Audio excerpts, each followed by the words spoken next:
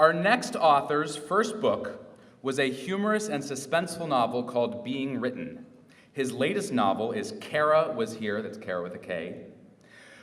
He lives in North Carolina, where he attended UNC, earned an MFA at North Carolina State, and worked for many years in fundraising communications at Duke.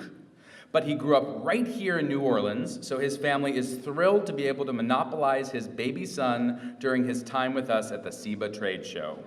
His book, Kara Was Here, is set in Chapel Hill and New York. Kara Was Here tells the story of a failed actress whose sudden and mysterious death at 34 unhinges the lives of her oldest friends, and he says that if his book were a cocktail, it would be a Cosmopolitan made with stolen triple sec. Please welcome William Conescu. Thank you.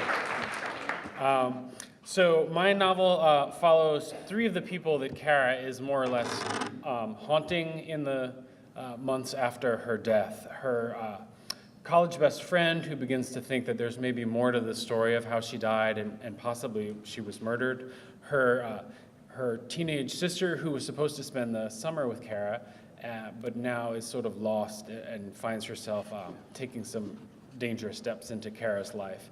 And her college and one time very significant other, Brad, who is seeing a great deal more of Kara's ghost than is probably healthy for him, as his marriage and his own health are in a sort of state of flux. So this paragraph just is the introduction of when Brad and Kara met and gives a little sense of their dynamic later in life and also death.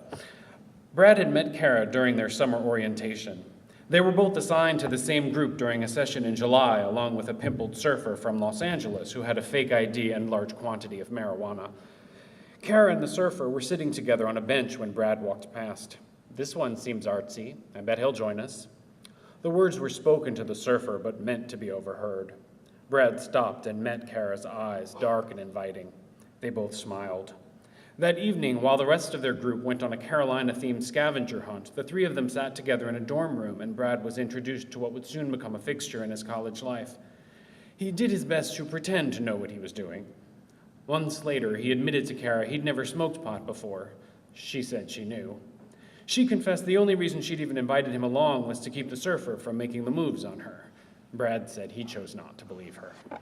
Thank you.